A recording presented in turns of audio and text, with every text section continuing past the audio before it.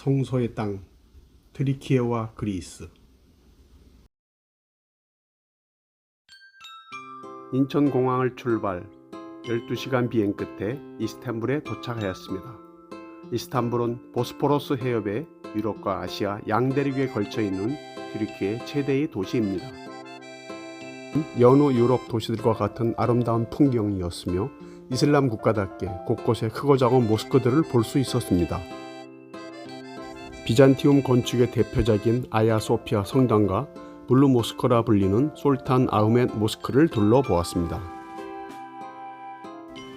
로마 시대에 건설된 10만 명이 수용 가능하다는 히포드롬 전차 경기장, 유서 깊은 3개의 기둥을 볼 수 있었습니다. 새벽에 일어나 첫 비행기를 탄 보람이 있었습니다. 30여 개의 석굴 교회가 있는 베렘의 야외 박물관은 장관이었습니다. 당시 핍박 속에 신앙을 지키려 한 이들에 대해 상상해보며 숙연해지고 말았습니다. 땅굴에서 최대 2만 명이 생활하며 핍박 속에 신앙생활을 하던 대림구유 지하도시. 어떠한 표현으로도 설명하기 어려웠습니다.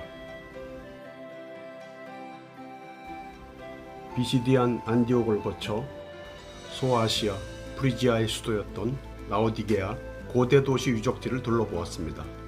의료도시라 불리우던 당시에 정말 커다란 도시를 형성하고 있었을 것으로 보였습니다.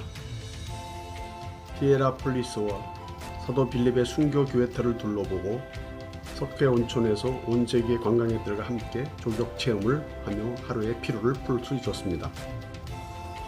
에베소는 당시 최대의 도시답게 2000년이 지난 현재도 여전히 그 위용을 뽐내고 있었습니다. 원로원 회의당, 공중화장실, 도서관, 원형 경기장, 정말 로마 시대의 모든 건축물들을 볼 수가 있었습니다.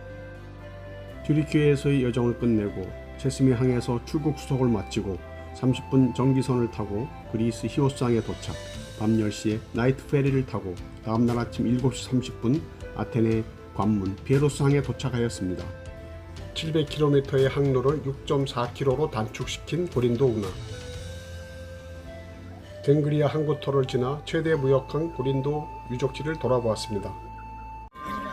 예배를 알리는 아름다운 그리스 정교회의 종소리, 바울의 설교 단상을 지나 최대 무역항 도시를 상징하는 항구까지 이어진 대리석 중앙도로는 당시의 규모를 엿볼 수 있었습니다. 올림픽 경기의 발원지, 인구 300여만의 평화로운 도시 아테네. 커피 한잔 마시며 철학을 논하는 자연스러운 일상. 소크라테스와 플라톤과 아리스토텔레스의 고향 아테네. 미네와 재판상업 사교의 광장 아고라.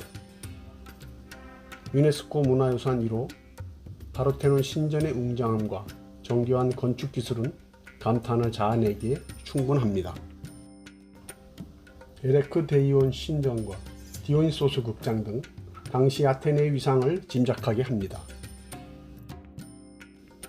환상적인 경치를 자랑하는 공중에 떠있는 메테오라 공중수도원. 아테네에서 북서방향 350km 지점에 있습니다. 높이 300에서 500m의 사암 바위 기둥 위에 세워진 그리스도 정교회의 수도원들.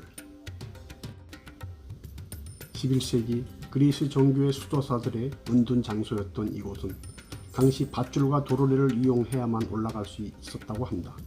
원래 20여 개의 수도원이 있었는데 현재는 5곳의 수도원과 한 곳의 수녀원만 남아 있습니다.